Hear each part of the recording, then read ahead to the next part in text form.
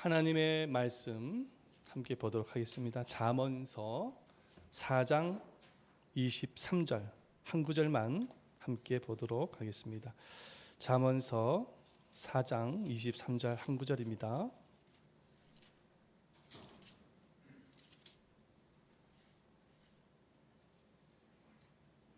구약 성경의 915페이지에 있습니다. 915페이지에 있습니다.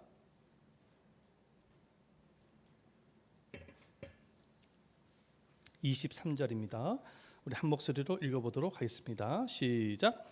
모든 지킬 만한 것 중에 더욱 내 마음을 지키라. 생명의 근원이 이에서 남이니라. 아멘. 할렐루야. 여러분들 모두에게 말씀의 큰 은혜가 임하시기를 축원드립니다. 아멘. 항상 우리는 외출을 할 때 신경 쓰는 것이 외모이지 않습니까? 그죠? 그래서 남성들도 보면은 외모에 신경을 많이 씁니다. 여성들 못지않게. 그래서 항상 외출을 할 때는 얼굴에 스킨로션을 바르고 때로는 향수도 뿌리기도 하고 이 옷 저 옷을 입기도 하고 그렇게 해서 이제 외출을 하게 되어지는 것이죠. 뭐 남성들보다는 여성들은 외모에 더 많은 관심을 갖고 계시죠. 그래서 화장대에서 화장을 한번 하기 시작하면 적어도 10분 이상은 하실 것 같아요. 그죠? 10분 이상을 하실 것 같습니다. 그래서 눈썹을 그리기도 하고 지우기도 하고 아니면은 얼굴에 막 분을 바르기도 하고 세게 바르기도 하고 약하게 바르기도 하고 그리고 립스틱도 바르고 이 옷 저 옷을 입으면서 그렇게 외출을 할 때는 외모에 관심을 가지는 것을 보게 되어집니다. 그런데 외모만큼이나 아름답게 꾸며야 할 곳이 더 있습니다. 바로 우리들의 마음입니다. 왜냐하면 이 모든 아름다움은 외모에서 출발되어지는 것이 아니라 우리들의 마음에서부터 출발되기 때문입니다. 하지만 보통 사람들을 보면은 외모보다는 외모에는 관심이 많지만은 마음에는 관심이 별로 없는 것을 보게 되십니다. 그 이유가 무엇이냐면은 이 마음은 눈에 잘 안 보이기 때문에 그렇죠. 외모는 눈에 보이지만 이 마음은 눈에 잘 안 보이기 때문에 관심을 안 가지는 것입니다. 하지만 건축을 할 때에 우리가 이 기초를 먼저 세우지 않습니까? 그런데 이 기초는 눈에 보이지를 않아요. 보이지 아니한다고 해서 이 기초를 마음대로 세우게 되어질 때 비바람이 몰아치게 되어지면 그 건물은 무너질 수밖에 없는 것이죠. 우리들의 마음도 마찬가지라는 것입니다. 이 마음이 눈에 보이지 아니한다고 해서 이 마음을 제대로 다스리지 못하고 지키지 못하게 되어졌을 때 여러분 고난과 시련이라는 비바람을 만나게 되어지면 우리의 삶이 무너질 수밖에 없게 되어지는 것입니다. 그래서 성경에 보면은 뭐라고 말씀하고 있습니까? 모든 지킬 만한 것 중에 가장 먼저 지켜야 될 것을 말씀하고 계시죠. 그것이 어디라고요? 마음이라고 말씀하고 계십니다. 생명의 근원이 이 마음에서 출발되어지기 때문에 여러분들의 삶의 모든 것이 환경이 아니라 여러분들의 마음에서부터 출발되어지기 때문에 이 마음을 잘 지켜야 된다라고 성경은 우리에게 강조하고 있는 가운데 있는 것이죠. 자, 그렇다면 이 마음을 잘 지키기 위해서는 어떻게 해야 되는 것일까요? 이 마음을 잘 지키기 위해서는 어떻게 해야 됩니까? 오늘 본문을 중심으로 여러분 살펴보기를 원하는데 첫 번째는요. 한번 저를 한번 따라해 보겠습니다. 시작. 예수님이 마음의 주인이 되어야 합니다. 내 마음의 주인이 예수님이 되어져야 된다는 거예요. 내 자신이 아니라 예수님이 내 마음의 주인이 되어질 때 우리는 마음을 지킬 수 있다라고 말씀하고 있는 것입니다. 모든 지킬 만한 것 중에 내 마음을 지키라라고 말씀하신 것은 뭐냐면 이 마음을 제대로 지키지 아니하면 우리의 마음을 장악하고 빼앗는 어둠의 영이 있음을 성경 우리에게 가르쳐 주고 있는 것입니다. 마음을 제대로 지키지 아니하며 우리의 마음을 빼앗아 버리고 장악하는 그 어둠의 영이 무엇일까요? 사단인 것입니다. 원수 마귀인 거예요. 하나님은 인간을 창조하실 때 하나님의 형상대로 창조하셨습니다. 우리의 외모뿐만 아니라 사실은 우리들의 마음도 주님을 닮았습니다.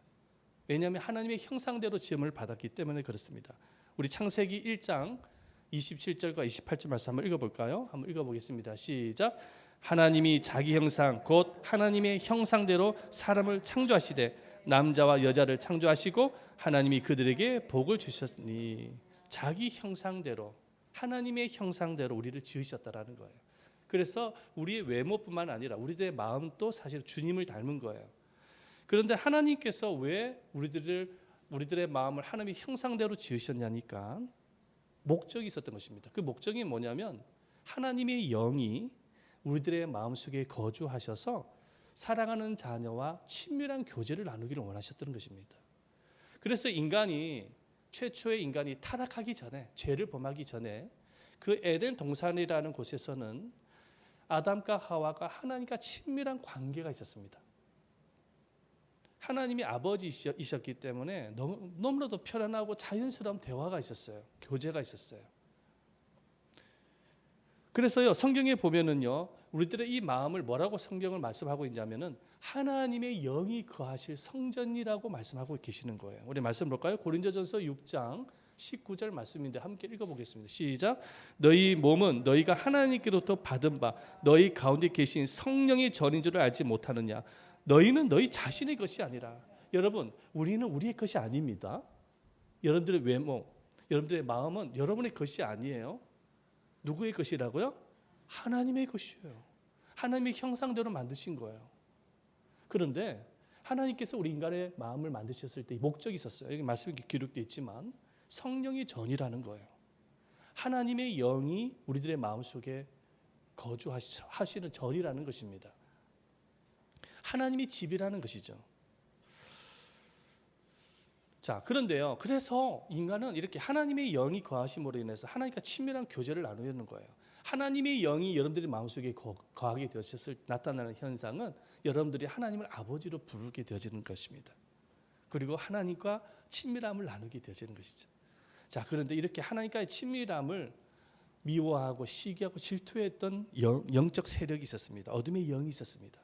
그 영이 바로 사단이었던 것입니다. 그래서 이 사단은 어떻게든지 하나님과 인간과의 관계, 하나님과 인간과의 친밀함을 깨트리려고 했습니다. 그래서 이 깨트리기 위한 하나의 방법을 찾았는데 그 방법이 뭐냐면 이 사단이 하나님의 성전인 우리들의 마음을 빼앗는 거예요. 사단이 장악하는 거예요. 그런데 이 사단이 우리들의 마음을 장악을 하는데 빌미가 있어야 되잖아요. 빌미가 있어야 되는 것입니다. 그 빌미가 뭐냐면 인간이 하나님의 말씀에 불순종해서 타락을 할 때 그 마음을 장악할 수 있었던 것입니다.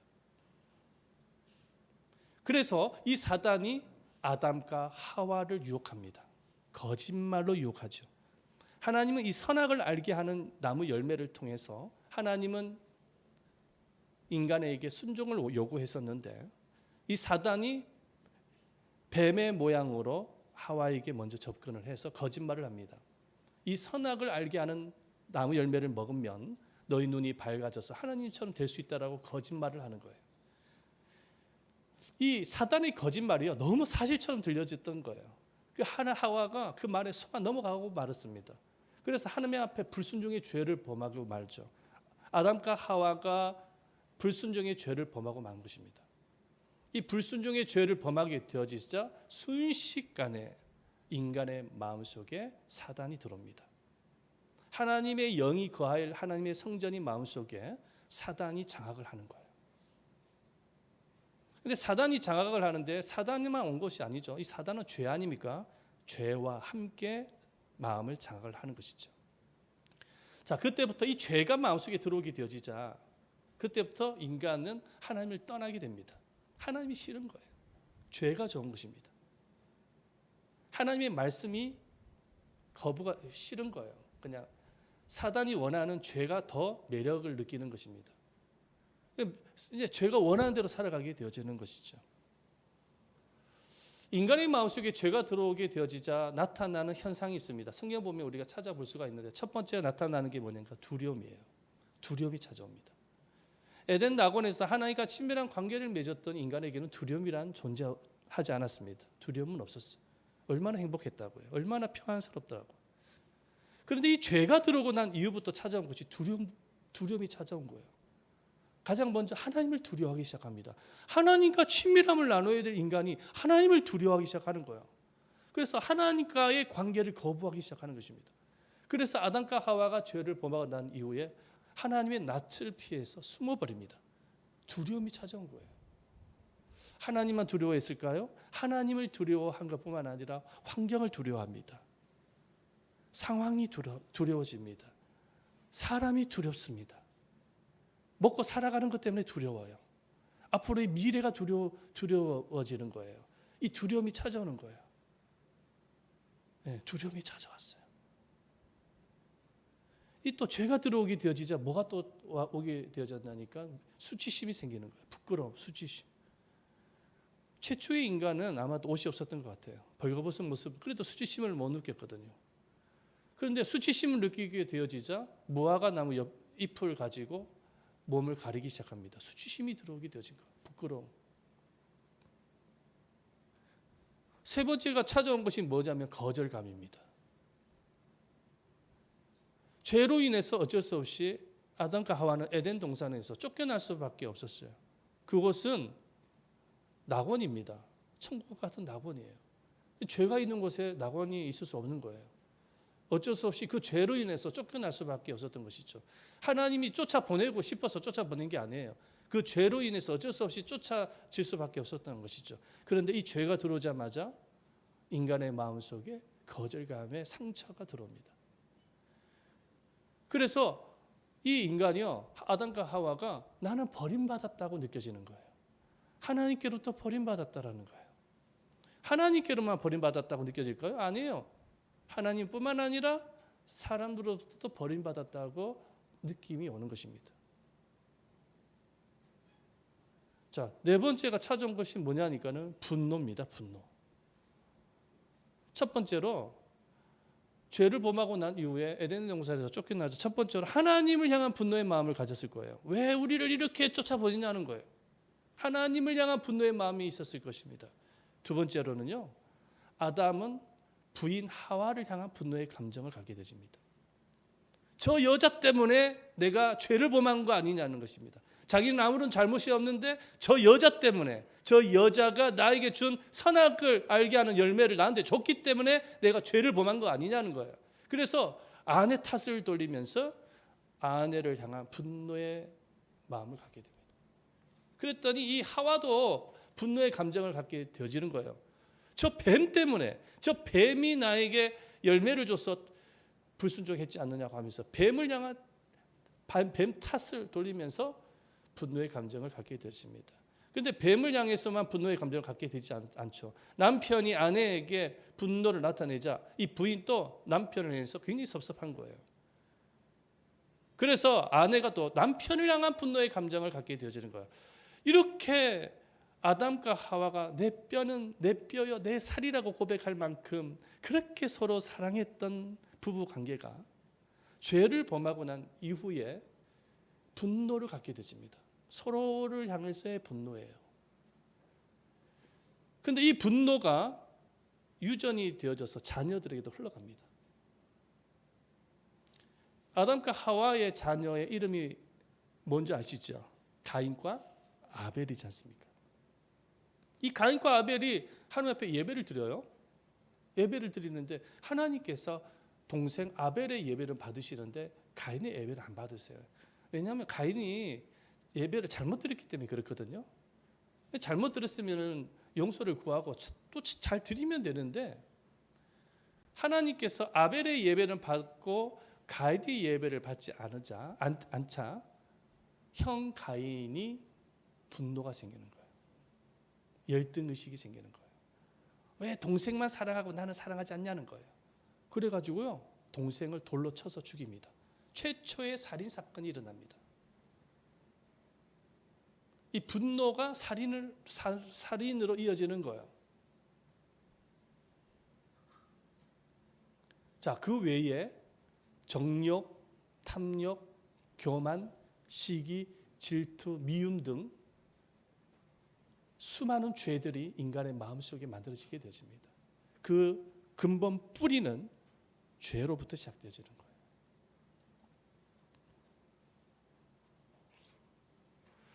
그렇게 하나님과의 친밀감 속에 행복하고 평안한 가운데 있었던 인간의 마음 속에 사단이 들어오니까, 죄가 들어오니까 순식간에 무너지는 것입니다.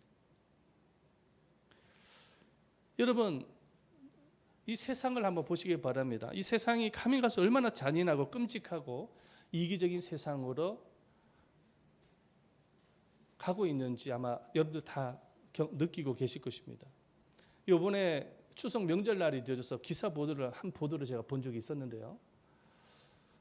그 층간소음, 아파트 층간소음 때문에 시비가 붙어가지고요, 살인 사건으로 이어졌습니다. 이번에 그 추석 명절날에 8인까지 모이도록 허용을 했지 않습니까? 정부에서.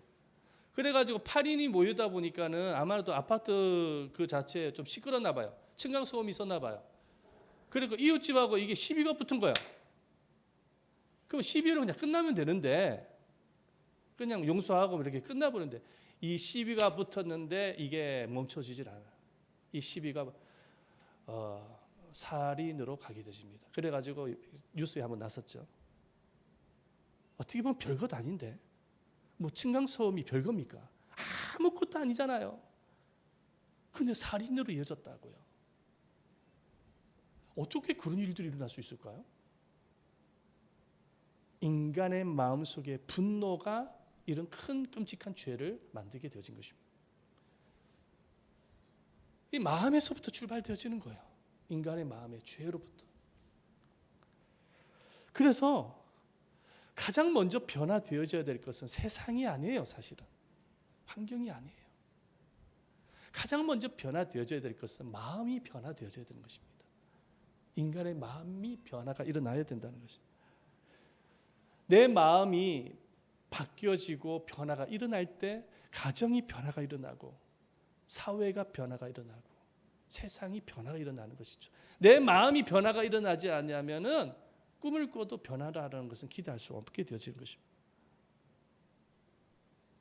자, 그렇다면 이 죄로 인해서 만들어진 이 마음을 무엇으로 어떻게 지켜나갈 수 있을까요? 어떻게 하면 내 마음을 변화시킬 수 있을까요? 명상이나 어떤 교육을 많이 받으면 변화가 일어납니까? 결코 그렇지가 않죠. 철학적인 교육을 받으면 마음의 변화가 일어날까요? 결코 그렇지가 않습니다. 인간의 어떠한 노력으로도 죄를 갖고 있는, 그 죄성을 갖고 있는 인간의 마음을 변화시킬 수가 없어요.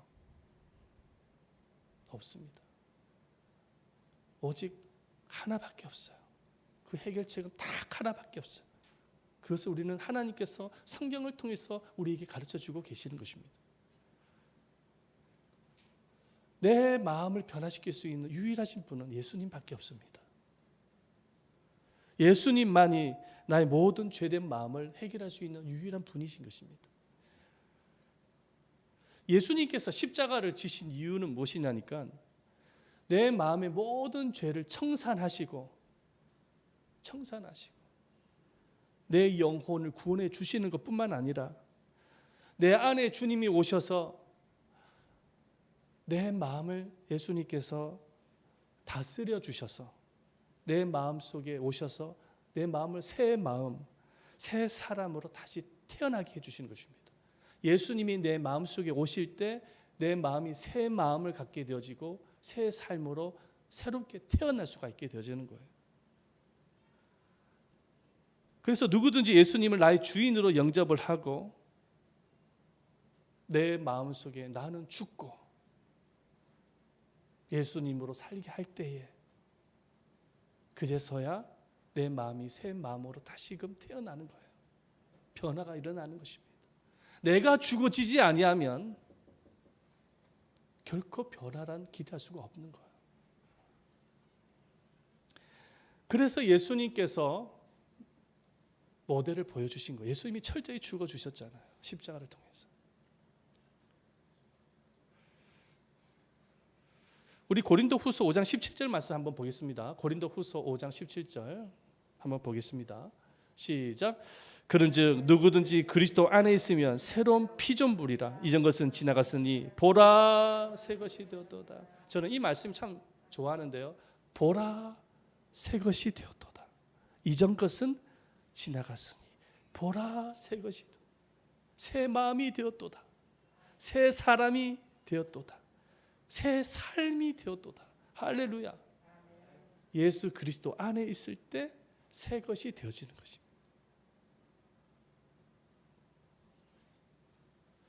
저는 수많은 간증자들의 간증을 들은 기억이 납니다. 우리 교회에서도 뭐 요즘은 코로나 때문에 초청을 안 하고 있거든요. 저쪽 교회에 있을 때 간증자들을 여러 분을 초청해서 간증을 듣기도 했습니다만 그분들 가운데서는 알코올 중독자, 마약 중독자, 가정이 파탄이 일어나고 사업이 파탄이 일어나면서 자살을 4번이나 시도했던 사람, 이런 사람들도 오셔서 간증을 했어요.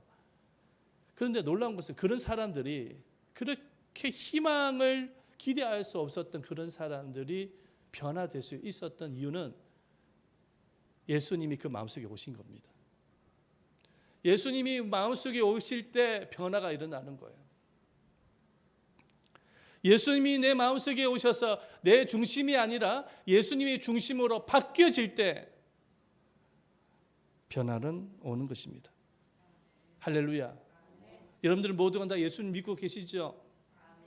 예수님 믿고 계신다라는 것은 이미 예수님이 여러분들 마음속에 여러분들 성전 안에 오신 거예요. 오셔서 이제는 우리 자신은 죽어지고 예수님으로 내 마음속에 주인으로 살게 되어질 때 새 마음, 새 삶으로 변화가 일어나게 되어지는 것입니다. 할아버지와 어린 소녀가 이제 우물가에서 이제 두레박을 해서 물을 풀기 위해서 있었습니다.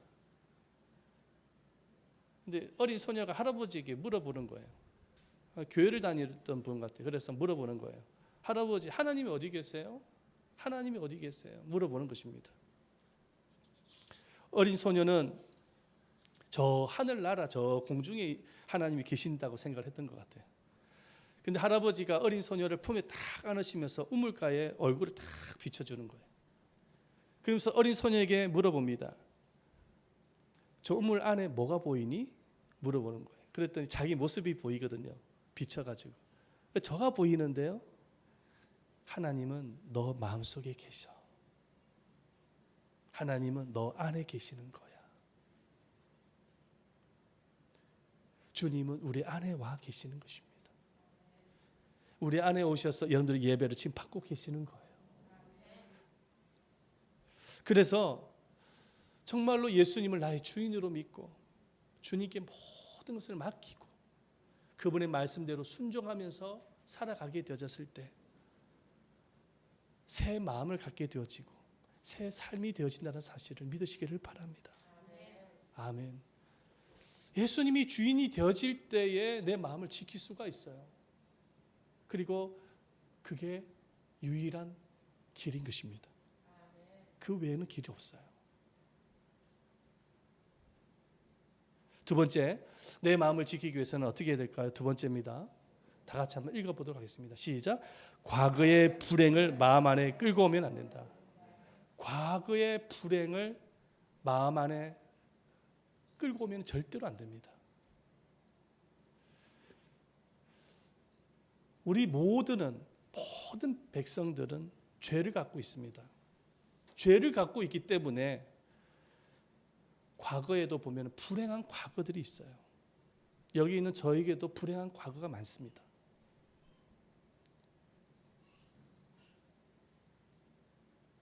가난하고 헐벗고 굶주리고 부모나 친척에게 부당한 대우를 받았다든지 부모 없이 고아로 어렵게 산 과거가 있다든지 남다른 아픔과 사연이 다 갖고 있는 거예요. 상처들이 있는 거예요. 그런데 이 불행한 과거는 한번 발생하게 되지면 내 마음 깊은 영혼 속에 뿌리를 받게 됩니다. 이 불행한 과거는 없어지질 않아요. 내 내면에 이게 뿌리가 박혀지는 거예요. 내 영혼 속에. 그러다 보니까 자꾸만 생각이 나요. 나도 모르게 생각이 납니다. 이 옛날 과거의 불행에 있었던 그 과거가 자꾸만 이렇게 무의식 가운데 생각이 나는 것이죠. 심지어는 꿈속에서도 나타나요. 꿈은 무의식이니까 잠을 자다가 생각이 나기도 해요. 자, 이런 생각이 과거에 불행했던 일들이 자꾸만 떠오르게 되어질 때 나타나는 현상은 마음속에 우울증을 갖게 되어지는 거예요. 때로는 분노의 감정을 갖게 되어진다든지 아니면 두려움을 갖게 되어진다든지 심리적인 반응이 분명히 나타나게 되어지는 것입니다.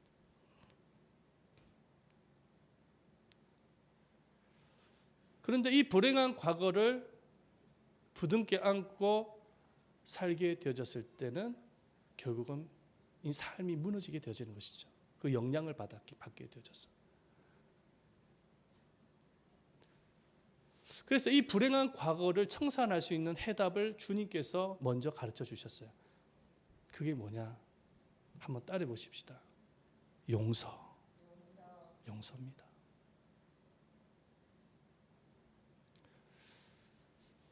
예수님께서는 참 많은 핍박을 받으셨어요. 예수님처럼 아마도 고통을 당하신 분은 없을 거예요. 그런데 그 불행한 과거를 예수님께서 가슴에 품고 그 감정대로 만약에 행했다고 한다면 아마 십자가 안 지셨을 거예요. 예수님은 천군 천사를 동원해서 자기를 괴롭혔던 무리들을 쓸어버렸을 것입니다. 그런데 예수님은 십자가에서 철저하게 자신을 내어주시면서까지 용서를 선택하신 거예요. 그럴 때 그 모든 죄악을 이길 수 있었기 때문인 것입니다. 그 해답을 우리에게 가르쳐 주신 거예요. 용서는요 쉽지가 않습니다. 왜냐? 예수님처럼 십자가를 져야 되거든요. 용서는 쉽지가 않아요. 하지만 용서를 선택을 해야 되는 이유는 뭐냐면 나에게 가해를 끼쳤던 그 사람을 위해서 하는 것이 아니라 내 자신을 위해서 용서를 해야 되는 것입니다. 왜냐하면 불행한 과거가 나를 장악을 해서 내 삶이 파괴가 되어지니까 십자가를 바라보면서 용서를 해야 되는 거예요. 용서할 때 과거의 노예로부터 벗어나게 되어지는 거예요. 목회를 하면서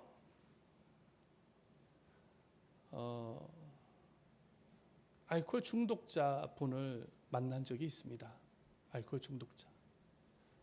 이분을 한번 전도하기 위해서 참 애를 많이 썼었는데 교회 몇 번 나오다가 결국 세상을 떠났습니다. 저만 만나면 뭐라고 하면 나는 버림받았다는 말을 많이 합니다. 가정으로부터 버림받았고 부인으로부터 자녀들로부터 심지어는 회사 직원으로부터도 버림받았다고 말합니다. 그래서 너무나 속이 상하고 과거에 묶여 있다 보니까는 계속 술만 마시다 보니까 알코올 중독자가 되고 말았어요. 집에 가면은 이 술이요 온 사방이 술이에요. 한 번은 가보니까는요 옷을 홀라당 다 벗은 상태에서 술만 퍼마시고 있는 거예요. 내 술병을 잡았습니다. 그럼 말을 했어요. 형제님, 과거에 매이시면 안 된다고요. 과거에서부터 벗어나야 된다고.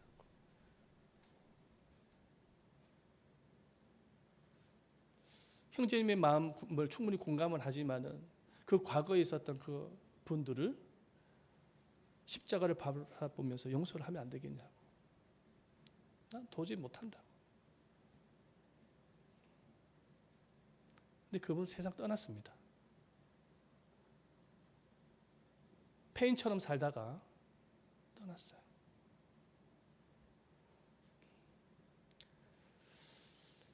사람은 크고 작은 상처를 다 갖고 있습니다.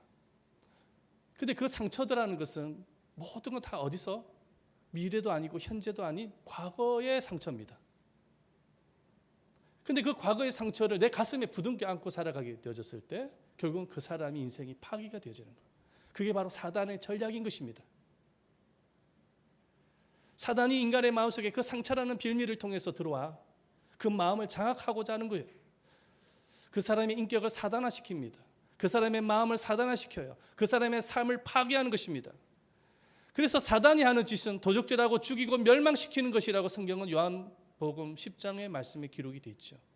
예수님이 이 세상에 오신 것은 양으로 생명을 얻게 하고 더 풍성히 얻게 하려는 것이라고 말씀하고 계시지만 사단은 도적질하고 죽이고 멸망시키기 위해서 오는 거예요. 마음을 도적질하고 죽이고 멸망한다는 것입니다.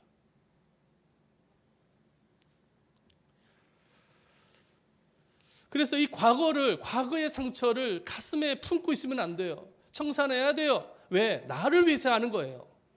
그 사람을 위해서 하는 게 아닙니다. 나를 위해서, 내 인생을 위해서 십자가를 바라보며 해야 되는 것입니다. 예수님께서도 우리를 용서하셨지 않습니까? 그렇기 때문에 우리도 용서할 수 있어야 되는 거예요. 로마서 6장 6절 말씀에 이렇게 기록하고 있습니다. 한번 읽어보겠습니다. 시작. 우리가 알거니와 우리의 옛사람이 예수와 함께 십자가에 못 박힌 것은 죄의 몸이 죽어 다시는 우리가 죄에게 종로로 타지 아니하랍니다. 이 구절에서 우리가 눈여겨봐야 될 단어가 있습니다. 죄에게 종로로 타지 말라는 겁니다. 상처에 종로로 타지 말라는 것입니다. 왜냐하면 사단에게 잡히는 거예요.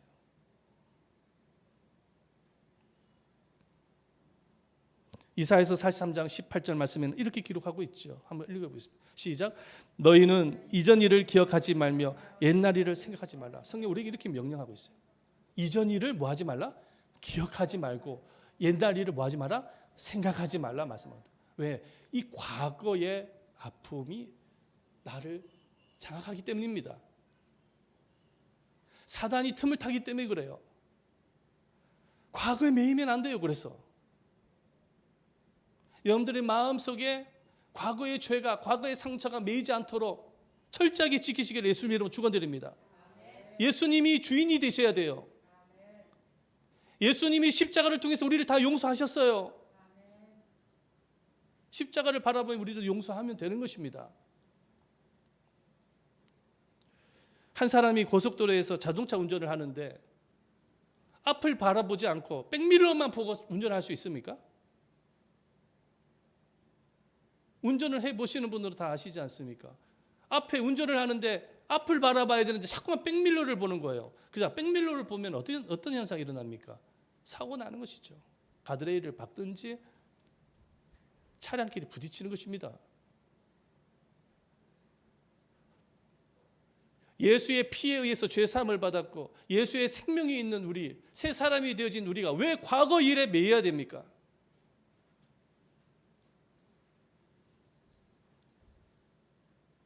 주를 바라보면서 미래를 향해서 걸어가야죠. 새 마음을 가지고 과거는 청산해버리고요. 그래서 마음을 즐겁게 만들어야 되는 거예요. 한번 따르시죠. 마음을 즐겁게 하자. 즐겁게 만들어야 돼요. 잠언서 17장 22절 말씀에 이렇게 기록하고 있습니다. 시작. 마음의 즐거움은 양약이라도 심령의 근심은 뼈를 마르게 하느니라. 마음의 즐거움은 약이라는 것입니다. 마음속에 근심, 걱정, 염려, 마음속에 수많은 어떤 미움, 분노, 기타 등등은 뼈를 마르게 한다. 뼈를 마르게 한다는 것은 병을 일으킨다는 거예요. 병을. 육체적인 질병으로 이어진다는 거예요. 다 성경에 나오는 말씀인 거예요. 마음을 즐겁게 해야 돼요. 예수님을 바라보면서 즐거운 마음으로 행복한 마음을 가져야 돼요. 자, 마음을 또 지키기 위해서는 어떻게 될까요? 세 번째입니다. 다 같이 한번 읽어보겠습니다. 시작. 날마다 말씀과 기도로 마음속에 생명을 공급하라. 말씀과 기도로 마음속에 항상 생명을 공급할 수 있어야 됩니다. 예수님을 내가 믿고 영접을 했다고 해서 마음이 지켜지는 게 아니에요. 예수님을 나의 주님으로 영접을 하고 믿고 있다고 한다면 이제 해야 될 일이 있는 거예요. 그게 뭐냐면은 하나님의 말씀과 기도로 내 영혼 속에 끊임없이 생명을 공급하는 일을 해야 되는 것입니다. 말씀과 기도로 생명의 에너지를 공급을 할 수 있어야 돼요. 말씀은 생명의 에너지인 것입니다.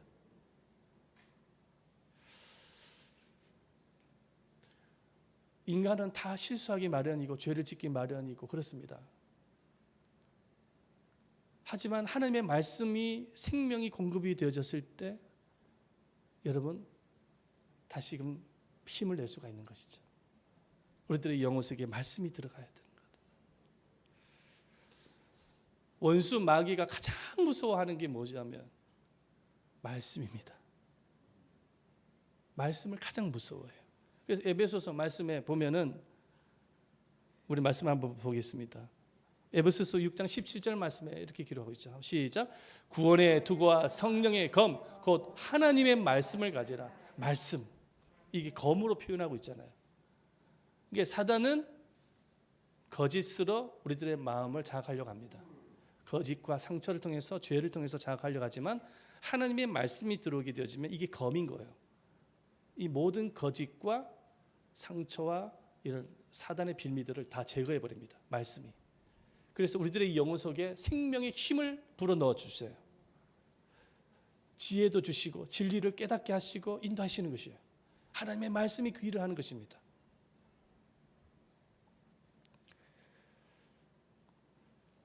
그런데 날마다 하나님의 말씀을 묵상하지 아니하고 말씀을 읽지도 아니하고 기도도 하지도 아니하고 이렇게 영적인 어떤 생명의 에너지를 공급받지 못한 채 오로지 세상 것에만 집착하면서 과거에 붙잡혀 가지고 그렇게 살아가게 됐을 때 무너지는 것입니다. 날마다 하나님의 말씀을 묵상할 수 있어요. 이 생명의 에너지를 공급받아야 돼요. 생명의 힘을 얻어야 되는 거예요. 기도하는 것도 강력한 하나님께서 우리에게 주신 무기인 것입니다. 그래서 예수님께서 제자들에게 이렇게 말씀하셨어요. 시험에 들지 않게 깨어 뭐하라? 기도하라. 여기서 말하는 시험은 사단의 시험을 말하는 것입니다. 사단의 시험은 언제든지 올 수 있어요. 예수 아무리 잘 믿어도 올 수 있습니다. 우리가 천국에서 살지 않는 이상. 하지만은 우리가 이 사단의 시험을 이길 수 있는 길을 예수님이 말씀하셨어요. 기도라고 말씀하셨어요. 엎드려야 되는 게 하나님 앞에. 사단 이기게 되어지는 것이죠.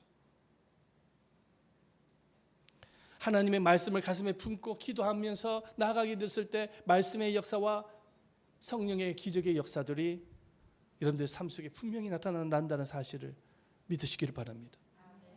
여러분들의 마음이 건강해야 여러분들의 가정이 건강해지고 교회도 건강해지고 여러분들의 직장과 우리 모든 것이 건강해진다는 사실을 믿으시기를 바랍니다. 그래서 우리가 날마다 지켜야 될 것이 외모가 아니에요. 여러분들 오실 때 다 화장도 하고 예쁘게 오셨지만 그것도 중요하겠지만 저를 포함해서 우리 모두가 마찬가지인 거예요. 마음을 잘 갖고 해야 돼요. 마음을 지킬 수 있어야 돼요. 예수님을 나의 주인으로 품고 과거의 상처와 불행이 더 이상 마음을 지배하지 못하도록 늘 하나님 앞에 기도하면서 용서하고 말씀과 기도로 마음을 잘 지켜나감으로 인해서 여러분들의 삶 속에 날마다 행복하고 풍성한 삶이 이루어지기를 예수님의 이름으로 축원드립니다. 아멘. 우리 한번 기도하십시다. 우리 한번 기도를 드릴 때 하나님, 우리는 죄악된 세상에서 살고 있습니다. 우리 안에도 여전히 죄성이 있습니다. 때로는 그래서 사단이 이 빌미를 통해서 우리를 무너뜨리려고 합니다. 하지만